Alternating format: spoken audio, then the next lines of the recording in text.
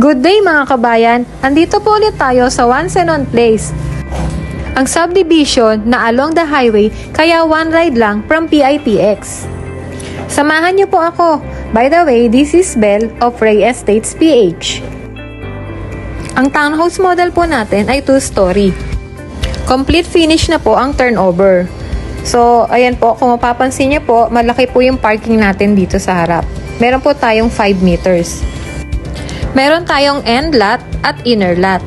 Ang end lot natin ay may sukat na 75 square meter at may 2 meters po tayong extra lot sa gilid. And for inner lot naman po ay meron tayong 50 square meter. So tara, pasok tayo sa loob ng bahay para makita ang kabuuan nito. So ayan, ito na po ang first floor ng townhouse sa One Senon. So kung mapapansin nyo, high ceiling na po siya. Ang taas ng ceiling natin ay nasa 2.8 meters or 9 feet. And ang first floor natin ay delivered with ceramic tiles.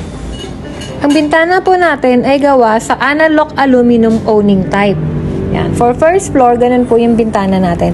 At dito naman po, meron po tayong bintana dito sa side na to kasi po, endlot po yung unit na to. So pag may endlot po kayo, dalawa po yung bintana nyo. And then, ito naman po ang ating kitchen. Yan. So, ang kitchen po natin ay meron tayong countertop with ceramic tiles. Yan po. And then, may faucet na po siyang naka-ready. And then, sa bintana naman po, jealousy po tayo para sa likod. Then, ang pinto po natin sa likod ay metal flash door. Same po nung nasa harap natin. Dito na po yung service area natin. Kung mapapansin nyo, mga 2 meters po ang lapad nito. Pwede po tayo magpa-extend dito at gawin po natin na andito po yung laundry area natin. And then, yung kitchen po natin, pwede nating ilabas. So, meron na rin po tayong outlet na naka-ready sa labas. Oh. And then, pasok ulit tayo. Punta naman tayo dito sa ating CR. So, plastic PVC po yung door natin sa CR. Yan, kung mapapansin nyo, high ceiling na rin po siya. And then, complete accessories natin po ang CR natin. Yan, meron na po tayong... So, one toilet and bath lang po tayo kay One Senon.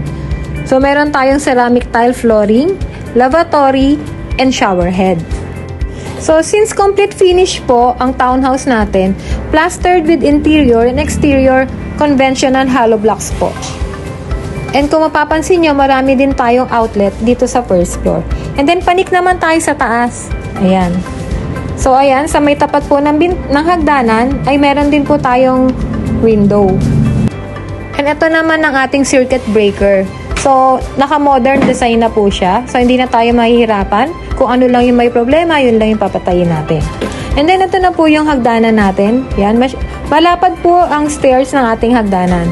Ang hagdan po natin ay gawa sa hardwood and ang railings po is gawa naman sa bakal. So, hardwood and bakal po ang stairs natin.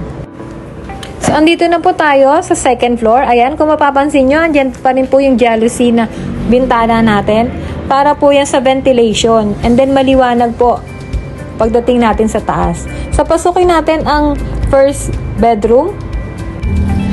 Sa bedroom 1 po natin, kasya ang single to king size na bed. Ceiling height is ganun pa rin, 2.8 to 9 feet. So again, may bintana po ulit tayo, jealousy type. And naka-ready na din po yung ating paglalagyan ng window type aircon. So pasok naman tayo dito sa ating master bedroom. Mas malaki po ito sa bedroom 1. Kasya hanggang king size na bed. Ang partition po natin sa second floor is Hardiplex. So, para madali po tayo magpa-renovate. And then, yung window po natin dito is in placement type. So, kung endlot kayo, dalawa po yung bintana nyo, isa sa gilid at isa sa harap. Ang maganda po dito, may space tayo for walk-in closet. So, ang tanong po natin, how much po ba ang ganitong unit? So, ito po. Ipa-flash ko po dito sa ating screen. So, yan. 3 computation po yung naka-flash sa screen natin. So, meron tayong Pag-ibig financing, bank financing, and in-house financing. So, ano po dyan ang pasok sa budget nyo? So, syempre, nandyan din po, ang nakalagay na rin po dyan kung magkano po yung minimum salary requirement. So kabayan, kung bago ka sa aming channel, please click the link, share this video, and subscribe.